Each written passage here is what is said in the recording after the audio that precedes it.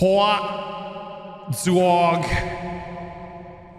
Hi everyone, Az here from HeelvsBabyface. Sorry, I was christening the new microphone. Yeah, I've gone Hollywood with it. I've gone for a Shure, like everyone else seems to be going with. I got the cloud lifter. I got the static taken care of. I got so much gain. If I want it, I can just explode in your ears.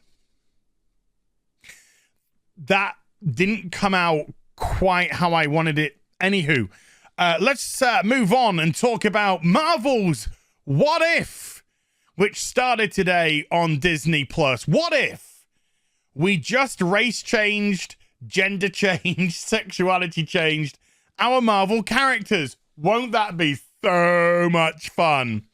And we started off with the Captain Carter, aka how to be a feminist in 2021 while using 1940s World War II sensibilities to try and play victim while also having no tits. Okay, right. I've got this on the screen to begin with because, yes, it's crass, but it's not exactly wrong. Studios be like, how can we make strong, realistic female character? You literally just take a woman's head and put it on a man. And that seems to really be the case right now. They actually did it in Black Widow, remember, with Taskmaster. The Taskmaster that we saw with the helmet on, doing all the flippity flips and stuff, had a cock and balls. Because it was a man. And then they CGI'd. They CGI'd the woman's head onto the man's body for the reveal. The reveal, oh my God, Marvel have put another woman into a man's role, which they do constantly, and it's absolutely not a surprise anymore because we've seen this so often with them that it's actually now really, really boring. I mean, oh, wow! Here's a snippet from the actual show itself of Peggy coming out of the machine after she's been roided up. Man's body, pretty flat chest. Remember, this is this goes over a bra, what she's wearing. So there's nothing there. This is the beautiful Hayley Atwell who plays Peggy Carter. She's gorgeous, beautiful, petite. Only 1.69 meters woman, and has a very curvaceous body. Because I know this is going to confuse the shit out of so many people. That's what women have. Women can really have that because they're feminine.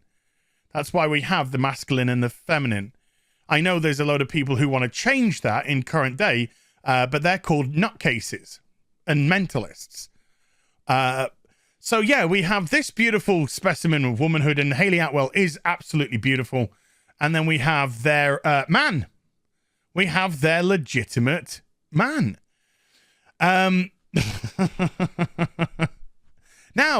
I can hear some people going, oh, well, that's just objectification as. That's all that is. You're just objectifying the character of Hayley Atwell, you disgusting male pig. Okay. Let's go here. Let's go here. Let's get rid of me. You don't need to see me for this. This is Captain America from 2011. The film, Captain America, the First Avenger. Steve Rogers has just come out of the machine himself, roided up. Yeah, he's roided up as well. Peggy Carter is absolutely frothing at the mouth. She's just like, come to mama's titty bags. Her eyes, let's just get a track. Oh, she looking at them titty bags of Captain Rogers. Oh, Az, you're reading way too much into it. Okay, let's just turn the sound off, but let's just play what happens next, shall we? Oh, gotta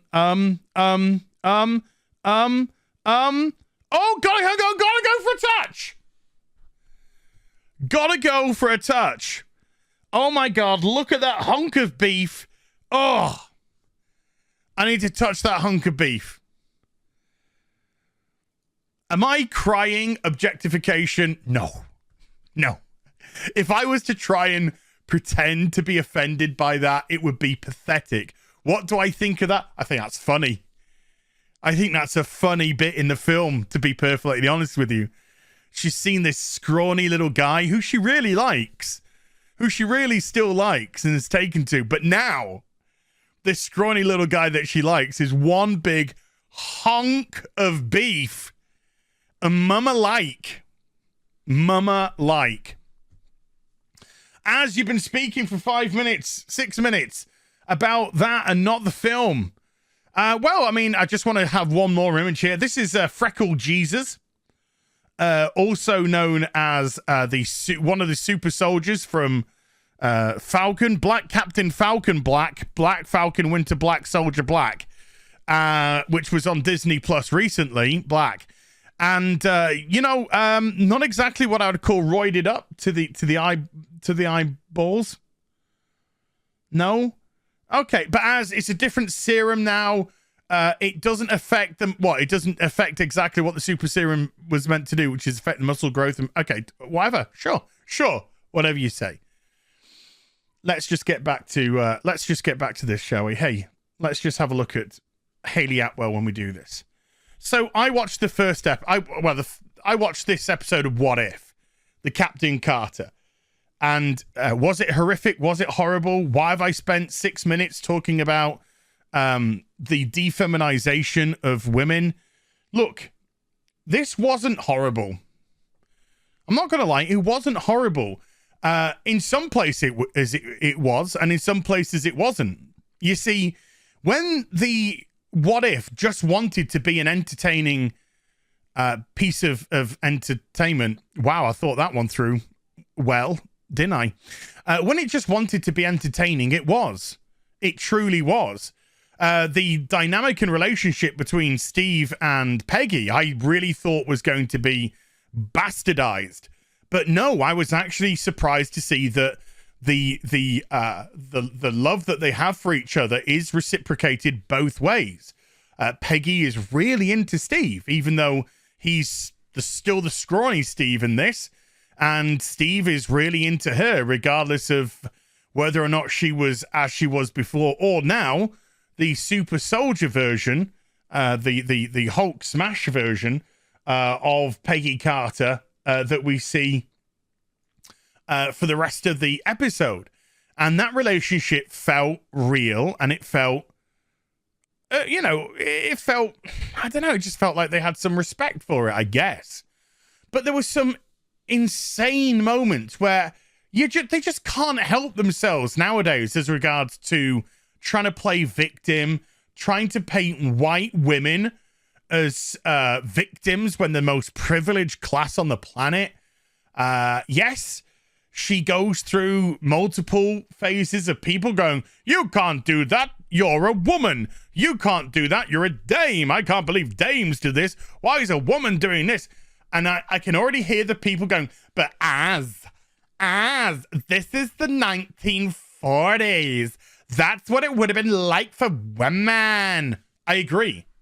If this situation was legit and in the 40s, there would certainly be a lot of sexist blowback from people. However, when Peggy Carter talks about, I feel for the first time in my life, I have a voice, that I am actually being listened to, that I'm not being ignored, that I'm not a second-class citizen, you know that they're not talking about that from a 1940s perspective.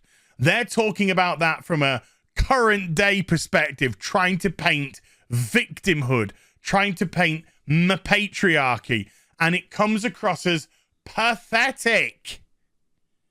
Pathetic. It really, really does. So there was some fine bits. It's only 30 minutes long, so the show does have to go at a pretty hefty pace, and it's trying to mirror the beats of Captain America, the First Avenger, in a quarter of the time. So certainly stuff is rushed. They switch out. Bucky is saved this time by Peggy Carter. Now, you could read Peggy saved Bucky, but Steve couldn't. Okay, you could, you might not. I'm going to be generous and just say not so much, because they reversed the roles. It was Captain America. Well, it was Steve Rogers in this case that actually ended up getting killed by the exploding train and falling down into the abyss. The actual storyline with Red Skull was rushed so quickly when I was really hoping they were going to do some sort of interaction between Peggy and Red Skull, but no, that didn't come to pass. And she did seem to get a lot of thrill out of beating up men. But okay, you know, I'll sort of play pass on that. So it was kind of frustrating, because they did everything that they could to defeminize Peggy Carter.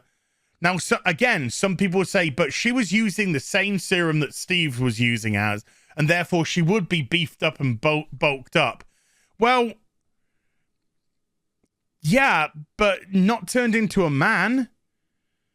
You know, Steve bulked up like proportionately to how a man would bulk up.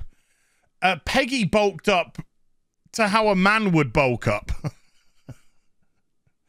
And then, of course, when they put the outfit on her, she was just a man. She was just a man. And if you want to play that woman empowerment card, then don't put a woman's head on a man's body. It doesn't work. Do you know the best way to play that is actually have a feminine woman? So you still could have had Peggy bigger. You still could have had her more muscular. But you could have had her more in a vein of a Gina Carano. You could have had her more in a vein of a fighter strength, while still having the super soldier strength that she would have gained, and just had her proportionately build as she would a woman. But it's the age-old adage at the moment that femininity is perceived as weakness, and masculinity is perceived as strength. And so their strong women become men. And I don't know how many times I have to say this, but it's a trick. It's a trap that they fall into every single solitary time.